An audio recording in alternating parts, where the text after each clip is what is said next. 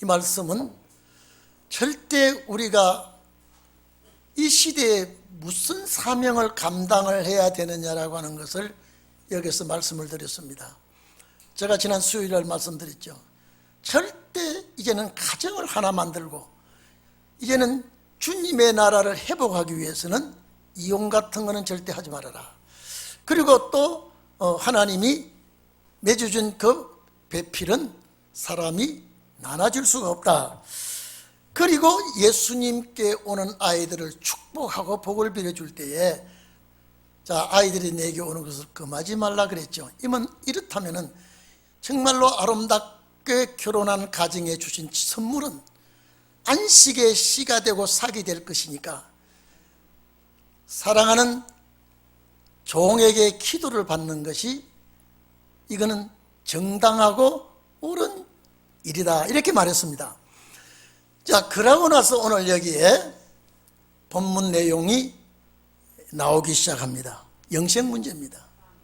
제가 늘 말씀드렸죠. 이 말씀은 율법시대의 말씀도 아니고 예수님 당시의 말씀도 아니고 은혜 시대에 이루어질 말씀도 아니고 신원의 날 주님 오실 때 이루어질 말씀이다, 이랬습니다. 그래서 말씀이 어느 시대에 어떻게 이루어지느냐, 어떤 역사를 하게 되느냐, 이걸 우리가 자세히 알아야 되게 되어 있습니다. 자, 그렇기 때문에 이 말씀이 공감복음에 다 들어 있습니다. 이 마태복음 19장 16절 이하의 말씀이 마가복음 10장에 또 17절 이하에 이 말씀이 들어있고 누가복음 10장에도 이 말씀이 또 들어있습니다. 25절로 28절, 그리고 누가복음 18장 18절로 20절에 여기에 영생 문제를 다 공감복음에서 기록하고 있는데 왜 이 예수님께서 영생 문제를 이 사람들이 하게 되었느냐? 자, 그러면 우리가 여기서요, 예수님께, 자, 이 율법학자들이나 대제사장에게 찾아가지 아니하고 예수님께 왔다고 하는 것은 굉장히 선택은 잘한 겁니다. 그런데 왜 이들이 주님의 말씀을 듣지 못했느냐? 주님의 말씀을 가지고 내 말씀으로 인용을 해야 되는데 오늘 마태, 마가, 누가복음에 세 부류의 사람을 여기 나타내고 있습니다. 첫째, 부자 청년이 나옵니다. 돈 많은 청년이에요. 그 다음에 또 율법사가 나옵니다. 율법사가 나오고 그 다음에 관원이 나옵니다. 예수님께 영생을 질문한 사람의 세 종류의 사람이 나오는데 이 세 종류의 사람은 이 세상에 사는데 아쉬움이 없이 사는 사람입니다. 어디에 찐눌리기나 어디에 고통과 괴로움이 없이 사는 사람입니다. 여러분, 부자 청년이면요, 가진 것이 많기 때문에 내가 하고 싶은 대로 호의호식 다 할 수 있고 무엇이든지 할 수 있는 것이 돈 많은 부자 청년입니다. 그리고 여러분요, 율법사는 학자입니다. 율법학자입니다. 또 관원도 마찬가지입니다. 이건 지도계급에 있는 사람입니다. 이 당시에 이 지도계급에 있는 사람들은요, 아쉬울 것이 없습니다. 어디 꿀릴 것이 없습니다. 잘 사는 사람들이에요. 그러면 이 세 부류의 사람들이 예수님께 왔다가 전부 돌아가 버렸습니다. 다 실패했습니다. 왜냐? 이 사람들은 이 땅이 그들의 천국입니다. 원하는 천국은 주님이 우리에게 알려진 천국은 이것이 아닙니다. 그러면 오늘 여기서 한 가지 꼭 짚고 넘어가야 될 것은, 우리 여러분에게 영생과 계명책 주셨죠? 가지고 계시죠? 그때가 1915년 아마 그때쯤 됐을 거예요. 그때 제가 이 말씀을 접할 때 저는 그래서 영감으로 하나님이 저에게 딱 부딪혀오는 거는요, 제가 절대 놓치지 않고 그걸 딱 잡습니다. 영생 문제. 영생 문제를 이 세 부류의 사람이 예수님께 질문을 하는데, 폐에 일어나고 예수님은 십계명을 가지고 와서 설명을 합니다. 십계명을 가지고 와서 설명하는데, 왜 1계명, 2계명, 3계명, 4계명을 왜 빼버리느냐, 이게 주님이 저한테 영적으로 질문이었습니다. 왜 예수님은, 여러분 1계명, 2계명, 3계명, 4계명은요, 그거는 구원받을 수 없는 행위입니다. 절대 구원이 안 됩니다. 나더러 다른 신을, 나 외에 다른 신을 섬기지 말라, 이건 절대 있을 수 없는 일입니다. 영생 문제, 이거는 아주 첫 번째 걸려드는 문제입니다. 여러분 출애굽기 32장 보면요, 이스라엘 백성이 광야에 와가지고 모세가 시내산 올라가서 율법을 받으러 올라갔을 때 아론이 그 백성을 잘 지도해야 되는데 지도하지 못하고 그만 금송아지 맞는 사건이 나옵니다. 그 금송아지 사건 때문에요, 엄청난 사람이 다 죽습니다. 절대, 왜? 이 사람들이 애굽에서 우상을 섬기는 걸 보고 듣고 느낀 그걸 가지고 광야에 나올 다 던져버리고 나와야 되는데 그것을 못 버리고 나왔습니다. 그러니까 잠깐 지도자 모세가 그 자리에 빈틈을 타서 사탄이 들어오기 시작합니다. 금송아지를 만듭니다. 그만 먹고 마시 그게 춤춥니다. 모세하고 지금 여호수아하고 하산할 때 이게 무슨 소리냐 그랬죠. 이 먹고 마시고 춤추고 뛰는 게 무슨 소리냐. 그때 모세가 하나님이 다듬어 십계명을 기록해 준 십계명을 던져서 깨버렸습니다. 범죄로 인하여 십계명을 깨고 그 가담하지 아니한 사람들 착출해서 금송아지 앞에 머리 숙이고 먹고 마시고 춤춘 자들을 싹 죽여버렸습니다. 이게 하나님 앞에 제사라 그랬습니다.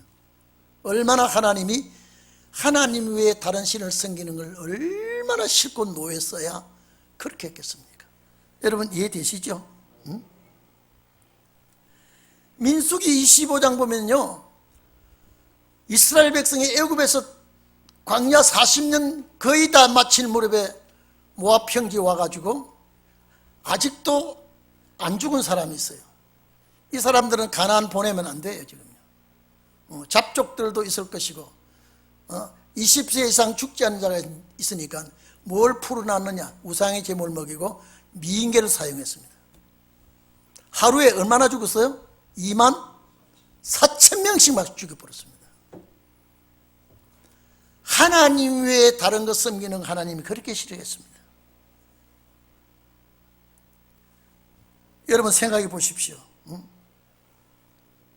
나를 제쳐놓고 너희를 위하여 식인 우상을 만들지 말고 위로 하늘에 있는 것이나 땅에 있는 것이나 땅 아래 물속에 있는 것이나 무슨 형상이든지 만들지 말고 절하지 말고 섬기지 말라 그랬습니다.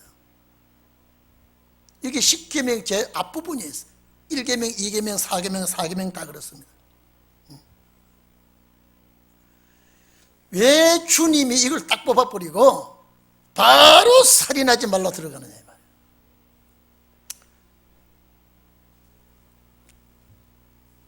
제가 이 주님께서 부자 청년 서기관 율법사가 영생 문제에 대해서 예수님 말씀하실 때 전부 다 예수님은 1계명, 2계명, 3계명, 4계명 싹 다 뽑아버리고 바로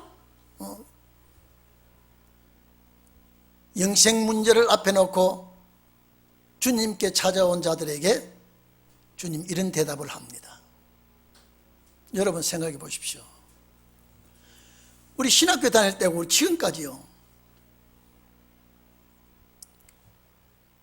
10계명 중에 1계명, 2계명, 3계명, 4계명은 대신관계의 계명이고 5계명 지나서 6계명부터 10계명은 대인관계의 범죄다.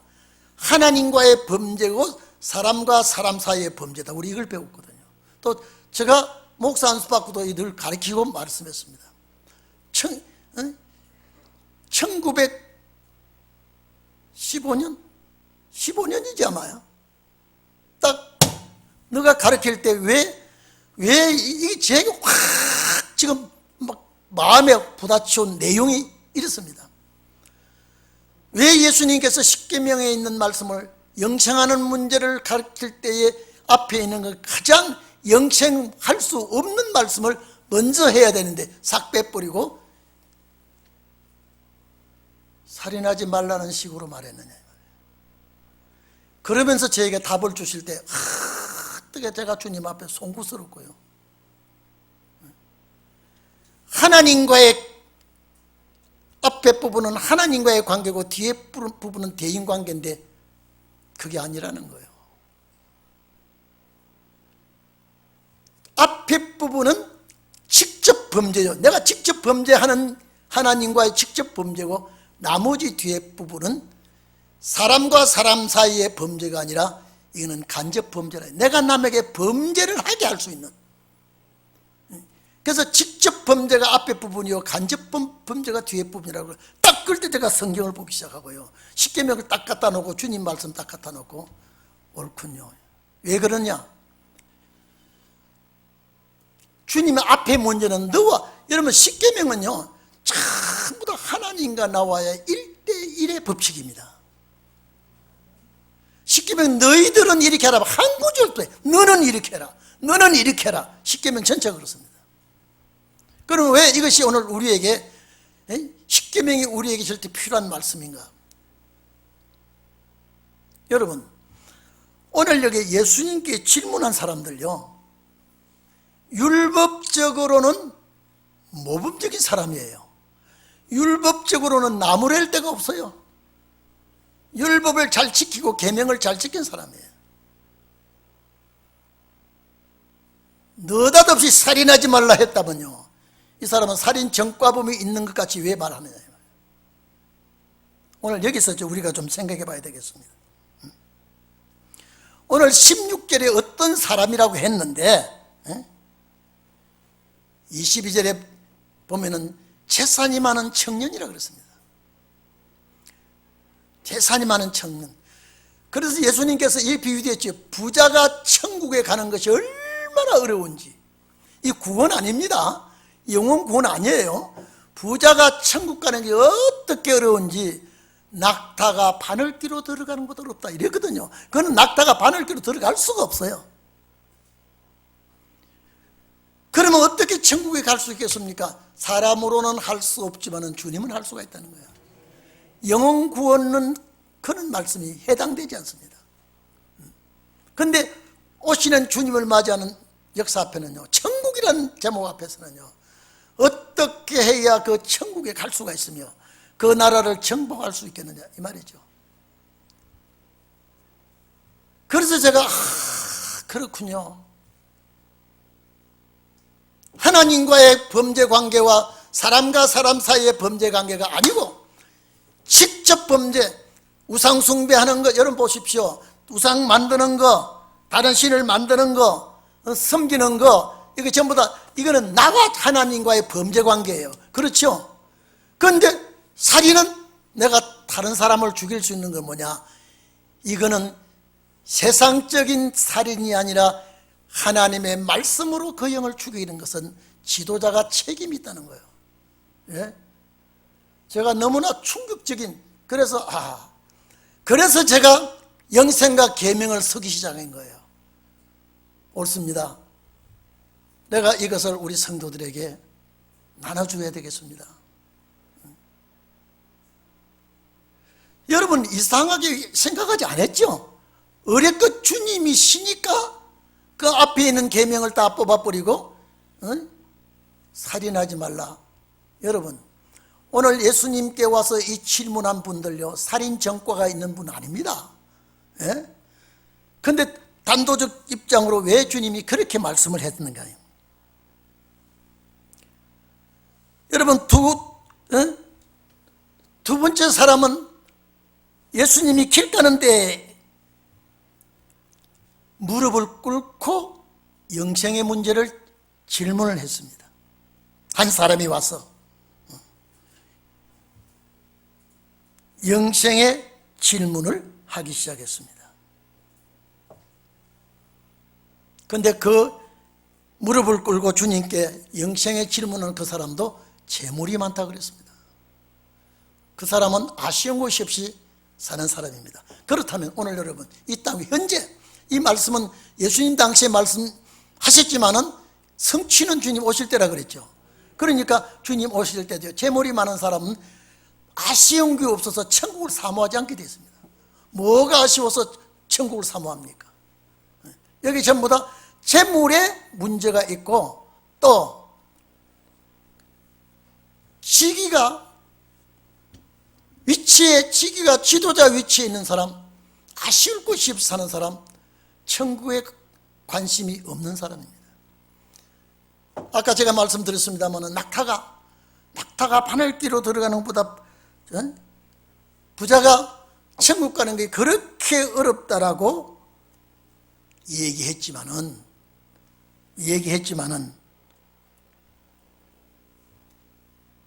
예수님 십자가에 죽었을 때에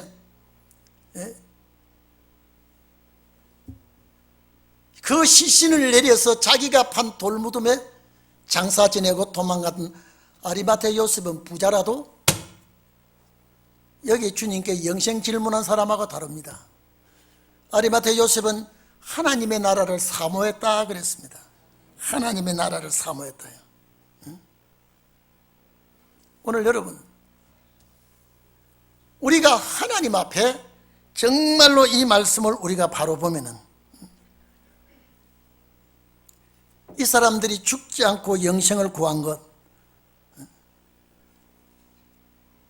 이 시대에 우리가 이 말씀을 정말로 잘 살펴야 되게 되어 있습니다. 누가복음에 어떤 관원이라 그랬죠? 지도자지요?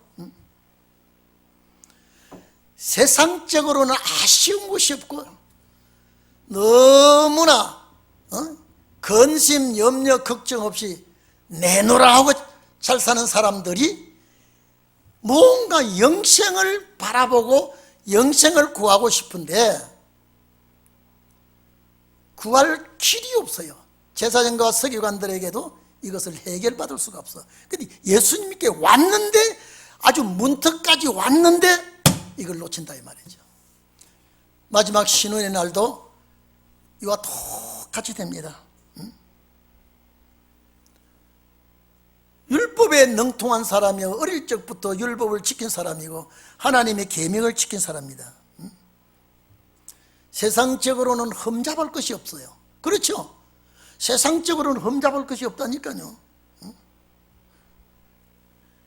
모범적인 삶을 살았어도, 계명을 지키고 율법을 지키고 모범적인 삶을 살았어도 영생에는 자신이 없는 사람들이에요. 자, 이 사람들도 죽음은 예수의 피와 관계를 맺어서 구원은 주는 사람이에요. 그런데 이 사람들이 원하는 게 뭐냐? 죽지 않고 영생입니다. 죽지 않고 영생을 원하는 것입니다. 그러니까 이 사람들이 주님께 이 질문을 했지 않습니까? 그러면 부활을 놓고 주님이 말한 것이 아니라 이 몸이 죽지 않고 주님을 맞이할 수 있는 그 말씀을 하실 때 히브리서 2장에 있는 큰 구원입니다. 예? 예수님께 질문한 질문이 이 큰 구원, 큰 구원이 뭐냐? 그러면 큰 구원이 있다면 적은 구원이 있겠죠? 예? 그러면 큰 구원이 영과 육의 구원이라면 적은 구원은 영원 구원이라 이 말이에요. 영원 구원은 주님이 이런 말씀을 하시지 않았다니까요. 왜 말씀하지 않았을까? 대신관계는 각자가 이거는요, 내가 만들어 섬기도 안 되고 찾아가 섬기도 안 되고 어떤 형상을 내가 만들어서 안 되고 섬기도 안 되고, 그러나 나머지는 범죄하는 문제에, 남을 죽이는 문제에, 왜? 이 사람들은 지도자가 될 수 있으니까. 오늘 여러분 우리가 참 제가 그래서 이 말씀을 가르칠 때요 한 번 더 보고 한 번 더 상고하고요. 그래서 우리 저녁마다 오시는 여러분의 얼굴 모습도 제가 보면서 설교합니다. 말씀이 얼마나 들어가는 것도 제가 가히 짐작을 해봅니다. 그냥 이것이 내 말씀으로 만들어야 되고요, 내가 이 말씀에 묶어져야 되는 것입니다. 오늘날 이 말씀은 오늘 봐보십시오. 오늘 여기 봐보십시오. 무슨 선한 일을 해야 영생을 얻으리까? 선한 일, 자비를 베풀고 선한 일, 좋은 일을 해야 영생을 얻을 줄 아는데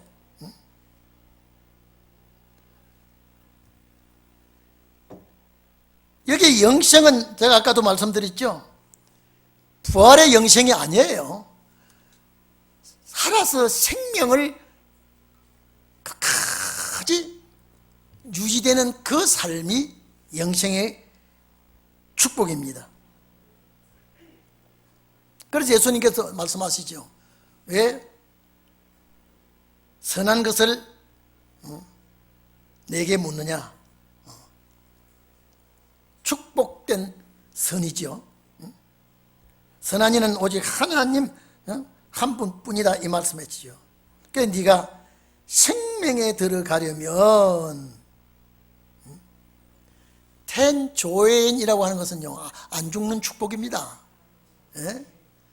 생명에 들어가려고 하면은 계명들을 지키라. 자, 그러면 여러분요, 이 사람들이 율법을 지켰어요, 안 지켰어요? 지켰죠.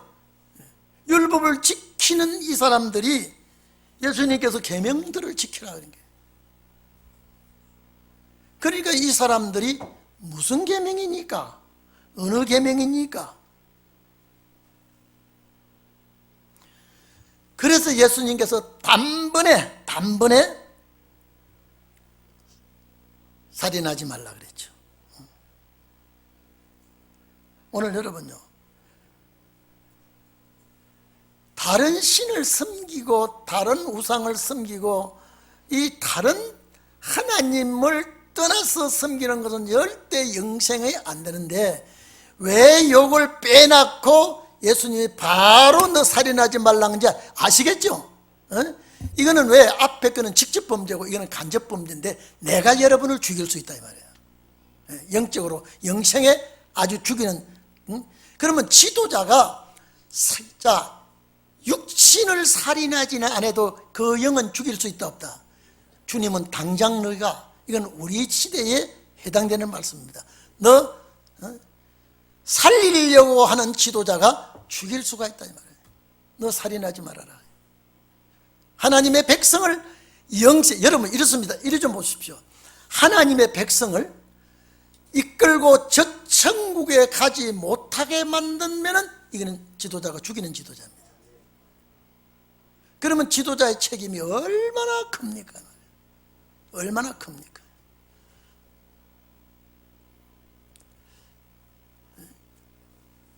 제가 2015년도에 이 말씀이 어떻게 제게 강하게 부딪혀 왔는지요. 2015년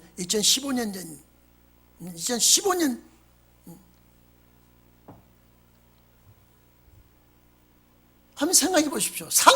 제가 이거를요 연구하고 생각하고 이렇게 여러분에게 말씀하는 것이 아니라 주님이, 예수께서 왜 앞에 있는 말씀은 빼놓고 뒤에 있는 말씀을 하셨을까? 그러면 여러분 봐보십시오. 이 율법사나 이 부자 청년은 살인 전과가 없는 사람입니다. 계명 지킨 사람이에요. 그러면 살인하지 않으면 영생할 수 있다는 소리죠. 그러면요, 그게 뒤에 숨어 있죠. 나는 살인한 적이 없어. 그럼 주님은 네가 살인 안 했다면 영생한다는. 근데 여기 온 이 각본에 짜여진 출연한 이분들은 우리를 위해서 나온 대역을 맡은 사람들이라 이 말이죠. 해당한 우리라 이 말이에요. 해당한 우리라. 그러니까 오늘날까지 이것은요, 예수님께 살인하면 안 된다는 소리를 하고 있는구나. 이 율법사나 부자 청년이나 이렇게 말하고 우리도 그렇게 알아들었는데, 주님은 그 나라 갈 지도자는 절대 성도들을 그 나라에 함께 끌고 가야지 죽이는 일 하면 안 된다 이 말이에요. 만약에 네가 그 성도들을 그 나라 갈 수 있는데도 네가 끌고 가지 못한다면은 이 성도는 죽음을 맞이할 때 너는 그 살인의 책임을 져야 된다 이 말이에요. 그래서 은혜 시대는요, 그저 은혜 받았다고 하면은 뭐 안수받고 목사 되고 할 수가 있지만은요, 신혼의 날에는 절대 위험한 지도자라는 길이 얼마나 위험한지 모릅니다. 바로 내가 해당이 되는데 있겠어요? 근데 내가 양들을 죽이는 줄 알면 되는데 그러면서도 모른다는 게 큰 문제라니까요. 내가 소경이 되어서 말씀의 시대를 내다보지 못하고 소경이라는 걸 내가 알면 바로 이것을 문제시 삼는데 본인은 전혀 모르고 있습니다. 이게 문제거든요. 율법시대 사람들이 자기들이 어두움에 처해 있는 줄 알면 이는 고치려고 노력을 할 텐데 자기네들은 어두움에 처한 줄 전혀 모릅니다. 그러니까 예수님 볼 때는 저들은 어두움에 갇혀있는 사람들이에요. 보지 못하는 사람들이에요. 지금 이 말씀을 가지고 신혼의 때 역사할 때 이 말씀 가지고 나가면요, 그저 살인하지 말고 도둑질하지 말고 이런 일을 하면은 살인 안 하고 도둑질 안 하고 간음 안 하고 거짓 증거 안 하고 이러면 되는 줄 아는데, 절대 간접 범죄는 이거는 지도자 범죄라니까요. 그래서 여러분 잘 봐야 되겠다라고요. 저는 그래서 전에 이렇게까지 보지를 못했다니까요. 그래서 제가 이걸 확실하게 담대하게, 왜? 주님이 나에게 영감을 가르쳐줬기 때문에 내가 얼마든지 크게 힘차게 확실하게 밀고 나갈 수 있다니까요. 자, 계명을 이분들이 어릴 때부터 계명을 지켰나이다 그랬는데, 어릴 적부터 내가 계명을 지켰습니다 그랬지 않습니까? 그런데 살인할 리가 마무하죠. 살인할 리가 없다 이 말이죠. 어릴 적부터 계명 지켰는데. 그러면 예수님은 단도직입적으로 네가 살인하지 말라 했느냐? 이는 지도자로서 하나님의 백성을 네가 만약에 죽이는 일이 있다면 너는 살인자라 이 말이에요. 그래서 마지막 때는요, 지도자를 어떻게 만나느냐에 따라서 내 영생 문제가 달라질 뿐입니다. 이게 달라지게 되어 있습니다. 살인하지 말아라. 그럼 이 살인은 강도가 사람을 해꾸자는 살인이 아니라 주의 종이 성도들에게 바른 지도를 하지 못하면 그 영이 죽게 된다. 그러면 그 영인 환난을 받아서 천국에 들어가지 못할 때에 그 죽음에 대해서 그 핏값을 내 손에서 받겠다 그러면요, 이거는 지도자가 엄청난 책임을 가지고 있는 겁니다. 저는 왜 또 말씀을 드릴게요. 왜 예수님이 앞에 4계명을 안 한 이유를 몰랐다니까요. 이거는 주님께 질문한, 너가 지도자라면은 앞에 거는 너희가 스스로 해야 될 문제지만은 뒤에 나오는 문제는 네가 잘못해서 죽이는 일은 절대 하지 말아라 이 말이죠. 살인 이거는 하지 말아라 이 말이에요. 하나님의 여러분, 성도는 하나님의 양이에요. 하나님의 백성이에요. 지도자 잘못 만나서 죽게 되면 이거는 큰 책임을 져야 됩니다. 책임을 져야 되게 됐어요. 그 다음에 뭐라 그랬습니까? 자, 살인하지 말라, 간음하지 말라 그랬죠. 자, 간음하지 말라. 여러분, 우리가 여기에서 7계명을 말할 때 모든 교회가 이거는 이성간의 범죄를 생각하고 있습니다. 에레미야서 3장 보면요, 유다와 예루살렘이 하나님의 백성들이 하나님을 섬겨야 될 텐데 산당을 가서 예배 우상 앞에 절하게 되고 하나님의 법을 어길 때에, 에레미야 3장 보면요, 6절 이하에 쭉 보면요, 예루살렘이 유다가 범죄하고 이스라엘이 범죄할 때요, 간음하는 일에 대해서 문책을 경장했습니다.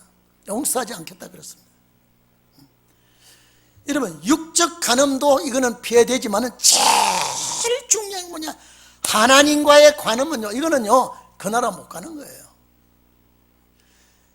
1계명서 4계명 관계, 이거는 내 직접이지만 내가 잘못하면 그런 행동을 시킬 수 있다 이 말이죠. 네?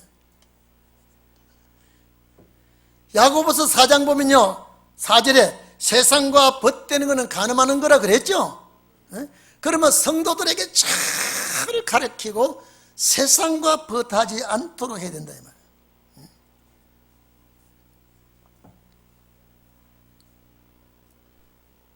야고보서 2장 10절 11절 보면 누구든지 온 율법을 지키다가 그 하나의 법을 어기면은 모든 법을 범한 자가 똑같이 취급한다 이랬거든요. 야고보서 2장이요.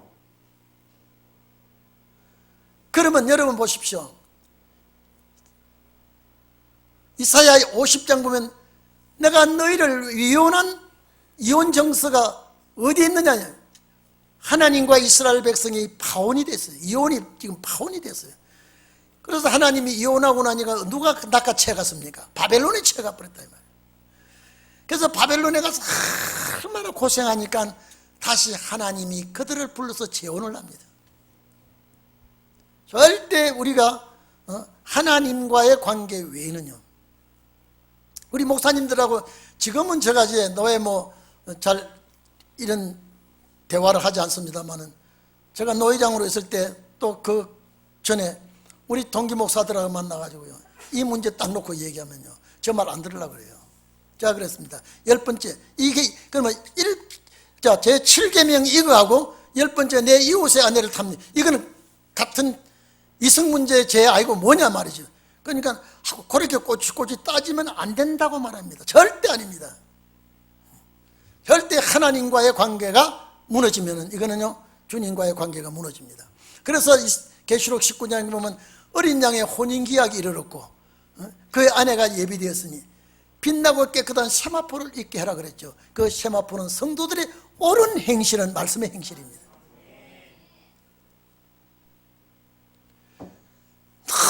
너무 정확한 거예요. 너무 정확한 거예요. 예수님은 수가성 여자도 남편 5이나 얻은 여자도 안아주었어요. 근데 바리새 교인들이 범죄할 때는 주님은 가차없이 책망했습니다. 간음하다가 현장에서 잡혀온 여인도 주님은 관용을 베풀고 다시는 그러지 말아라 그러고 보냈죠. 우리가 제일 이 땅에 살면서 문제가 뭐냐, 주님과의 간음은요, 이거는요 그 나라 못 갑니다. 그래서 우리는 항상 내가 주님 안에, 주님이 내 안에, 항상 그런 신앙생활을 열심히 하시길 바랍니다. 이거는 직접 범죄가 아니고 무슨 범죄라고요? 간접 범죄예요. 간접 범죄예요. 자, 그 다음에 도둑질하지 마. 자, 여러분, 어릴 때부터 계명을 지킨 사람들인데, 어릴 적부터 계명을 지킨 사람인데, 살인하는 일, 간음하는 일, 도둑질 했겠어요, 안 했겠어요? 도둑질을 안 했다 그래서요, 정말로 모범적인 율법을 지키는 사람들이 예수님께 왔는데, 이게 왜냐? 여러분 잘 들어주세요. 이거는 예수님 당시에 그들에게 해당되는 말씀이 아니고 주님 오실 때 우리 시대에 해당되는 말씀이라니까요. 자, 이 사람이 율법을 어릴 때부터 지키고 계명을 지키고 하나님의 말씀대로 지킨 사람이 어떻게 이런 무시무시한 죄를 지었느냐? 안 짓는다 이 말이에요. 그러나 내가 세상적으로 남의 물건을 탐내고 도둑질을 하지 않았어도 안식일은 범할 수가 있다. 주님 오실 때 7일을 범하면 이건 7일죄가 되는 거예요. 11조 떼어 먹으면 11조 범하는 죄가 도둑님이 되는 거예요. 자, 부자 청년이 할 수 있다 없다 이거요? 할 수 있는 거예요. 아무리 잘 지켜도 안식일을 범할 수 있습니다. 그러니까 우리 시대에 뭐냐? 안식일 지키기가 참 어려운 시대가 온다는 거예요. 만약에 안식일을 대충 지키는 것도 주님은 인정하지 않습니다. 실제 우리가요, 이 비대면 예배는 예배 아니에요. 실질적으로 그렇습니다. 지금요. 앞으로 하나님의 역사 나면요, 모든 유행 질병 우리가 말씀으로 물리치고 우리는 예배를 드릴 때가 오게 되겠어요. 지금 아직까지 우리가 그런 시대가 안 왔기 때문에 예배를 드릴 수가 없죠. 11조 도둑놈 안 된다 이 말이죠. 주일 도둑질하는 거 안 된다 이 말이죠. 이 부자 청년 율법사 관은 이건 해당이 안 되는 거예요. 지금요, 그들에게 해당이 안 되는 거예요. 지금요, 이 시대에 정말로 해당되는 거예요. 천국 가기 어떻게 하면 영생을 얻으리까? 이게 영생 문제예요. 지금요, 이건 직접 범죄다 간접 범죄다? 간접 범죄에 들어가는 거예요. 저는 왜 예수님이 이 말씀 하신지를 몰랐다니까요.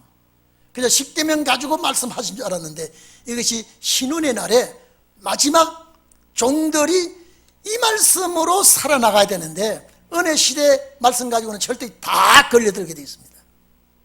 이제는 은혜 시대 가지고는 이제는요, 헤쳐나갈 수가 없습니다. 절대 못 헤쳐나갑니다. 그래서 계시록 11장 보면요, 왜 엘리야 역사를 말합니까? 엘리야의 말씀에 의해서 비가 내리고 비가 안 내리고 그랬습니다. 하늘을 닫아 비 오지 못하게 이 말이죠. 그럼 앞으로 신혼의 역사 외에는 은혜가 안 내립니다. 그때는 아주 발광을 하게 되어 있습니다. 아주 그 여기 막 살 수 없어서 몸부림치게 되어 있습니다. 그때 여러분 이제 말씀 던지면요, 확 하고 뭡니다. 왜? 이제는 너무 갈급하고 너무 살아야 되겠으니까요. 그게 신혼의 날의 역사입니다. 봐보십시오. 이사야 61장 보면 은혜의 해와 신혼의 날을 전파한다 그랬죠. 은혜의 전파가 다르고 신혼의 날의 전파가 다르다니까요. 그러니까 은혜의 전파는 일꾼이 다르고 신혼의 날의 전파는 일꾼이 다르다니까요. 아예 달라요. 아예 달라요. 다 같이 군대 가도요, 바다에서 싸우는 군대가 다르고요, 육지에서 싸우는 군대가 다르고 하늘에서 싸우는 군대가 다르다니까요.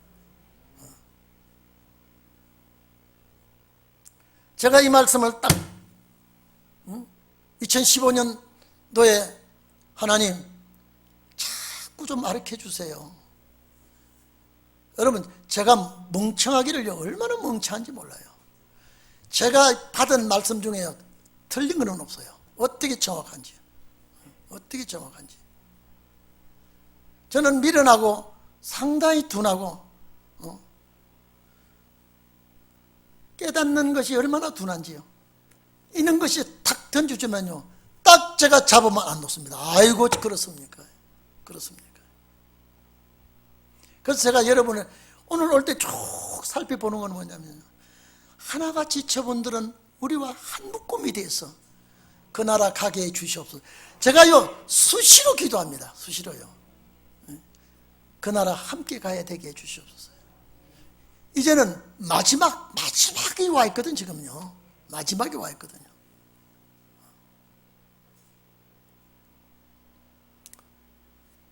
이 율법 시대에 마지막 때 주님께 온 이 사람들은요,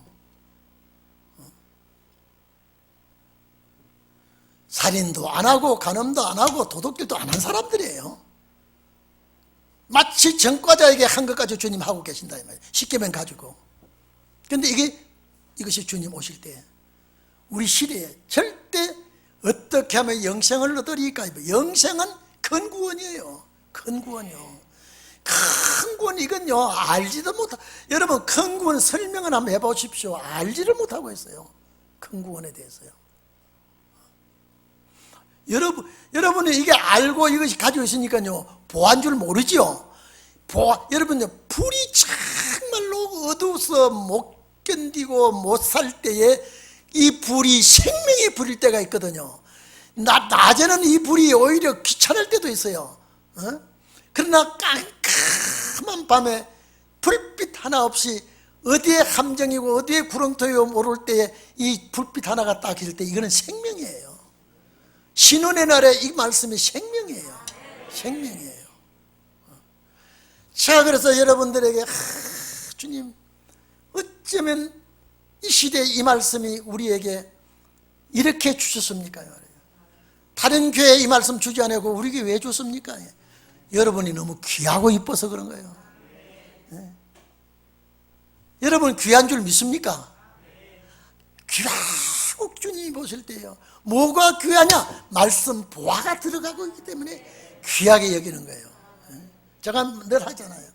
항아리는 삐뚤어져 있어도 그 속에 보화가 있으면 항아리를 지킨다니까요. 그 속에 보화 때문에요.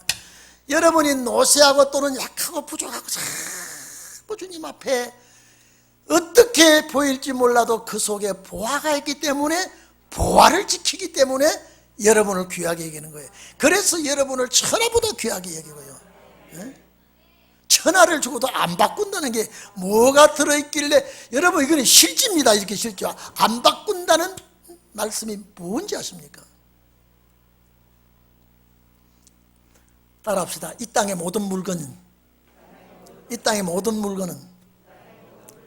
유효기간이 있다. 내가 오늘 죽으면 오늘까지밖에 사용 못하고 유효기간이에요. 왜 제가 이걸 탁치했냐면요, 오늘 아침 낮에 방송에요, 이 제품들이요 옛날에 우리 어릴 때는 유효기간이 없었어요.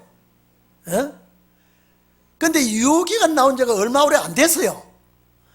그런데 유효기간, 예를 들어서 2021년 오늘이 언제예요?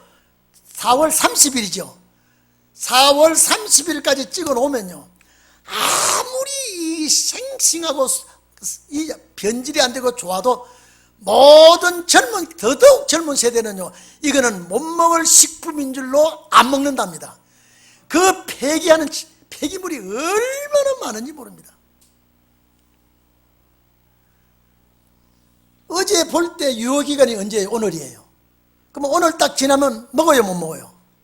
먹을 수 있는데도 안 먹고 폐기 처분하는, 얼마 폐기 처분하는 게 많다는 거 오늘 방송을 들을 때요. 유효기간이. 그래서 주님, 우리 동인교회 모든 성도는 유효기간이 없고 주님 나라 갈 때까지 유효하게 해 주시옵소서. 내가 그걸 딱 보고요. 요사이 보니까 뭐 유명한 사람들이 많이 죽더라고요. 자, 70에 죽으면 저 사람의 유효기간이 언제까지예요? 70에, 80에 죽으면요 유효기간이 80이에요. 그거는 될 수 있지만은요 식물에 대해서 이게 유효기간을 도장을 딱 찍어 놓으니까요 아예 오늘 딱 지난 것은 내일은 전부 다 수거해서 폐기 처분해야 된대요. 그러니까 우리나라에서 그 폐기 처분하는 게 엄청 많대요. 여러분 이해됩니까? 그래서 앞으로 주님 오실 때 폐기 처분하는 사람도 많겠구나. 다 폐기 처분되더라도 우리 동행교회만은 유효기간이 없게 해주시옵소서. 왜? 신혼의 종은 그럴 수밖에 없죠.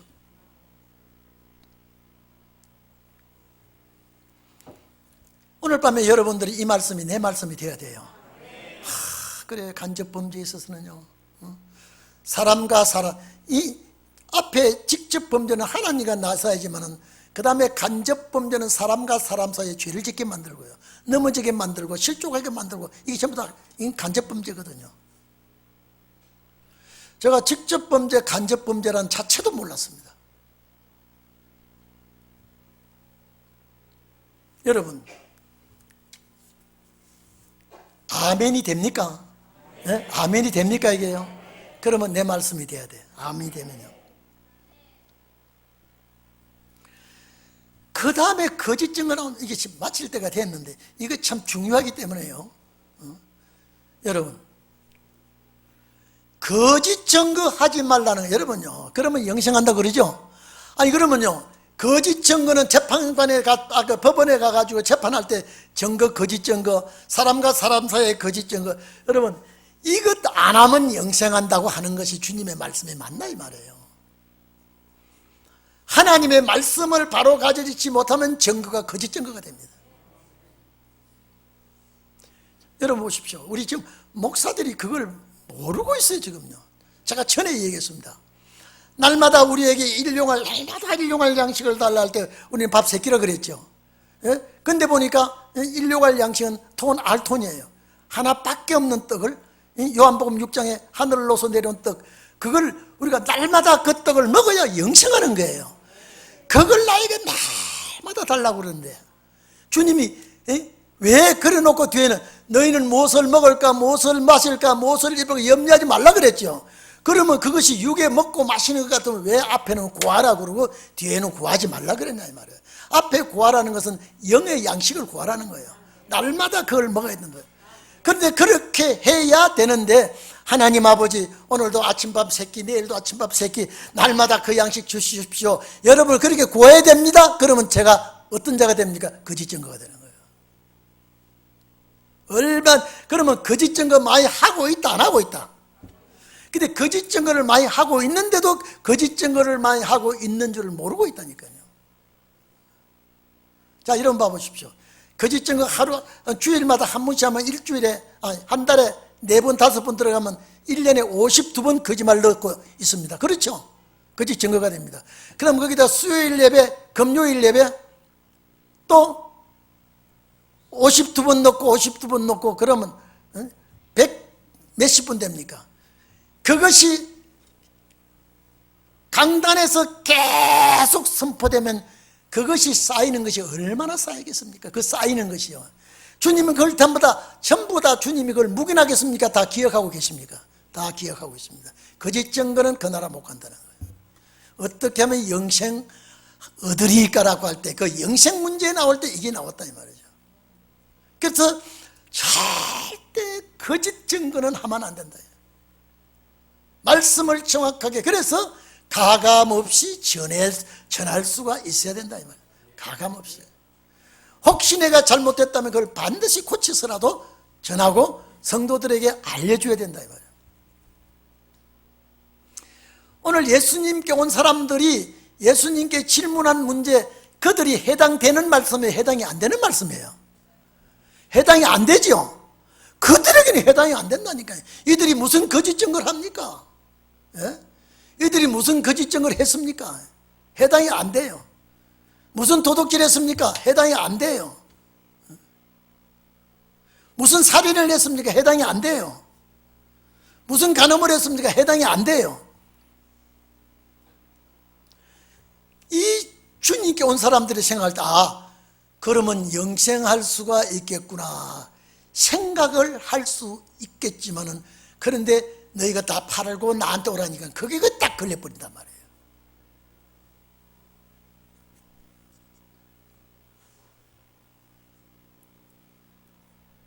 거짓 증거하지 말아라. 그리고 여기에 내 부모를 공경해라 그렇습니다. 여러분,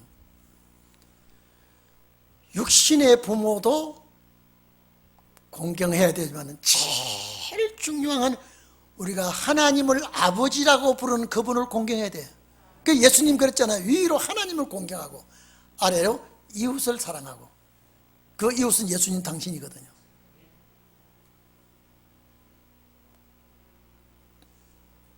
여러분, 육신의 부모를 잘 공경하지 못하면서 하나님 아버지를 공경할 수가 없습니다. 그래서 제가 때로는 여러분요, 이 말씀을 쭉 보면서 우리 성도들의 책임을 내가 지고 있는데, 이 까딱 잘못하면 여러분요, 나 때문에 여러분이 죽는다 그러면요, 책임은 저한테 있거든요. 그렇잖아요? 그럼 제가 바로 가르쳐서 영생을 여러분이 영생한다 그러면 제 영광이 되는 겁니다. 예? 자, 우리가 구원 문제를 나누는 게 아니라 영생 문제를 나누고 있기 때문에 이해되시죠? 구원 문제는 해결나 있죠. 지금요, 잘 믿기나 못 믿기나 구원 문제는 해결나 있다 이 말이에요.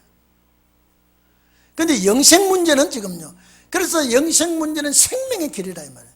그래서 이게 이제 좁은 길이라 그랬다 이 말이죠. 오늘 우리 동행교회 성도님들 정말로요, 이 영생 문제를 앞에 놓고 이거는요, 직접 범죄와 간접 범죄를 내가 항상 되새겨야 돼요. 내가 그래서 제가 다녔을 때마다요, 혹시 영생의 만나가 아닌 걸 섞어주면 이건 큰일 나는 겁니다. 그래서 때를 따라 양식, 때를 따라가 아니라 카이로스 안에, 그때 안에, 크로노스는 흘러가는 때라고 그랬죠. 카이로스는 정해진 때 안에, 그 때 안에서 양식을 나눠주는 자가 누구냐? 그 자가 복이 있다고 그러는데, 율법시대는 양식이고 이런 거 없다니까요. 이런 게 없다니까요. 때를 따라 그 때 안에, 주님 맞이할 수 있는 그 기간대 안에 양식을 나눠주는 자가 누구냐 이 말이에요. 복이 있다 그랬거든요. 이게 전부 다 여기에 해당되는 겁니다. 여기에 해당되는 거예요. 그래서 저는 우리 동인교회 성도들이 얼마나 귀한지요, 정말로, 정말 제가 여러분이 생각하기 이전에 생각하는 것보다도 더 귀하게 여기는 것은요, 여러분은 주님의 보화덩어리니까, 말씀이 그 속에 들어있으니까 주님이 귀하게 여기지 아니할 수가 없어요. 그래서 요한복음 5장에 말씀해놨습니까? 양들을, 성도들을 맡아 있는 종이 신랑 되신 주님이 올 때 잘 내놔야 된다고 그랬죠. 만약에 잘못하면 이 지도자는 주님 앞에 책망을 받게 된다 이 말이죠. 그래서 여기서 부모를 공경하라는 건 육신의 부모를 말하는 것이 아니라 하나님을 공경한다는 말은 잘 섬긴다는 겁니다. 하나님을 잘 섬겨야 되고 하나님의 뜻대로 살아야 되고요, 하나님이 원하는 길을 해야 되고요. 그리고 여기에 내 이웃을 내 몸과 같이 사랑하라. 여러분요, 내 이웃을 내 몸과 같이 사랑하라.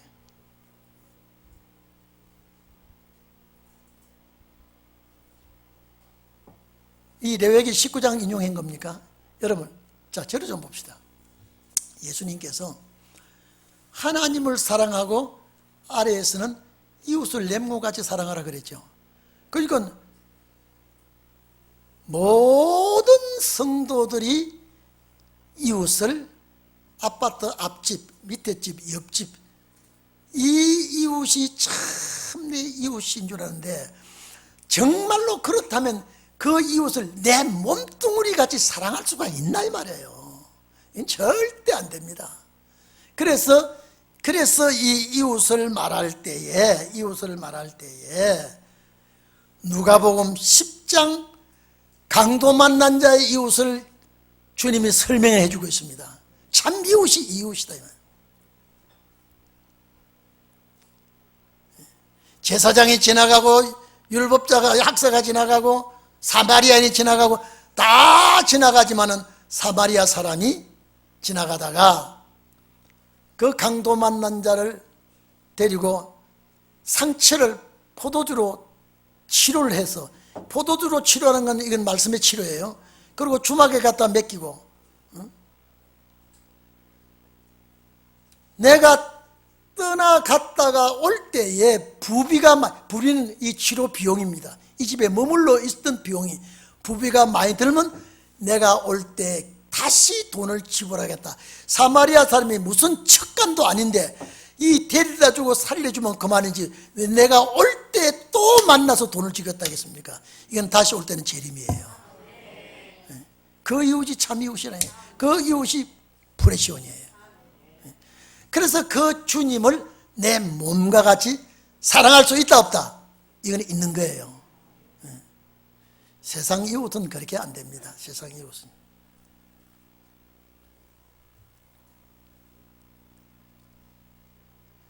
완전히 은혜 시대 말씀하고 다릅니다, 이게요.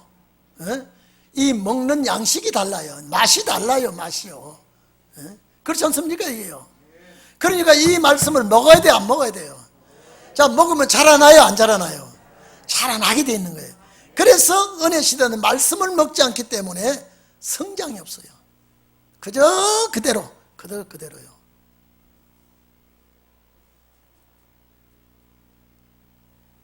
그래서 우리가 하나님의 말씀을 내가 먹고 자라고, 제가 그래서 하나님 앞에 이 구절이 나오면요, 늘, 여러분요, 마가복음 10장이나 누가복음 10장에 나올 때마다 하나님 감사합니다. 제가 어떻게 간접 범죄를 알 수가 있었습니까? 여러분, 이 종이 한 장도요, 주님이 뒤집어 주지 않으면 이 속의 걸 몰라요. 제가 그렇더라고요. 주님이 뒤집어 줘야 이걸, 이 말씀이 그 말씀이구나라고 깨달아지지, 그냥은 도저히 아니더라고요. 도저히 아니더라고요. 제가 전에도 말씀드렸습니다마는, 족보 중에 나이가 들은 여러분요, 이 땅 위에 모든 족보 중에 나이가 들어간 족보는 창세기 5장밖에 없다니까요. 그걸 저한테 탁 하면서, 그 사람들은 자기 나이가 얼마나 먹고 몇 살 되어서 죽은지 정확하게 계산 못하지만 나는 알기 때문에 모세를 통해 다 기록했는데, 그 나이를 기록하니까 창조의 연대가 나오더라고요. 다른 건 몰랐단 말이에요.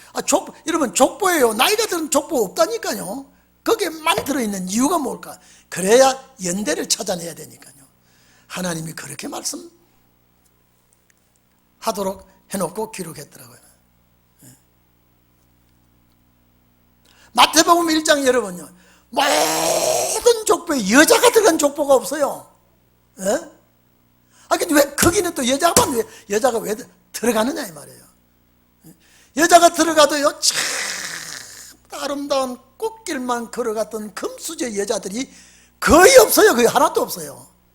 환난과 풍파를 겪고 온갖 가시에 질리고 온갖 이렇게 시련과 연난 고난에 풀면서 겪어 나온 여인들이 그 족보에 딱 올라간다 이 말이에요. 딱 그 자리에 채워주고, 그래 놓고 14대 자리는 예수 그리스도만 있고 그 자리가 비어져 있다 이 말이죠. 그래서 그 자리에 우리가 채워져야 되는 거란 말이에요. 어떻게 그랬더니 마태복음 1장 족보가, 누가복음 4장도 족보 있는데 그건 없어요. 어디는 족보이고요, 여자가 들어간 족보는 마태복음밖에 없다니까요. 그 무슨 이유가 있겠죠? 그 이유가 있지 않겠습니까? 그게요. 창세기 5장에 나이를 넣어놓은 족보 이유가 있지 않겠습니까? 이 말이죠. 제가 거기서 딱 잡을 때마다요, 이거는 놓치라네요. 내가 목회를 못하고 땅바닥에 주저앉아 있을지라도 이런 말씀을 내가 놓지 않고 잡고 있어야 되겠다. 그래서 우리 동익교회 여러분들이 귀하다고 하는 건 뭐냐면, 이 말씀에 아멘 하니까, 그리고 이것이 소화가 된다. 말씀이 소화가 된다. 소화가 안 되면 절대 얘기 못 앉아 있습니다. 말씀이 소화가 되니까요. 이해됩니까? 그래서 여러분들이 귀한 거예요. 주님이 참 귀하게 보실 거예요. 자, 옆 사람 보고 인사하세요. 주님이 귀하게 보시는 종입니다. 시작.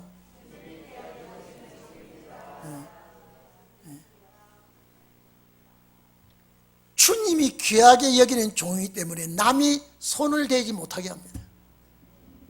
주님이 자기 사람으로서. 그래서 예수님 말씀하시지 않았습니까? 인자는 제자들 앞에 놓고 인자는 머리 둘 곳이 없다 했다면요, 그것이 은혜 시대의 역사예요. 여러분은 머리 둘 곳을 만들어 드려야 된다 이 말이에요. 지차가 돼야 된다 이 말이죠. 이게 신은의 역사입니다. 신은의 역사예요.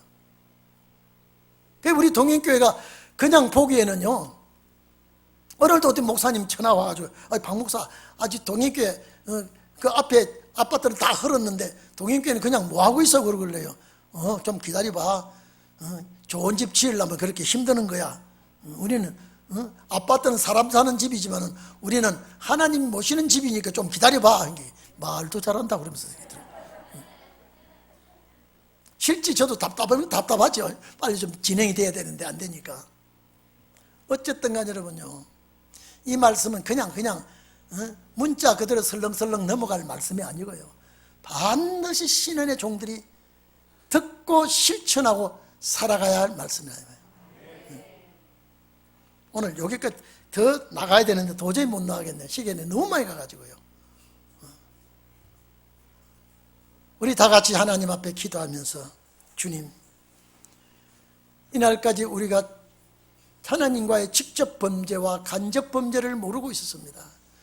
정말로 우리는 영생하게 하옵소서. 영생하게 하옵소서. 우리 다 같이 통성 기도합시다.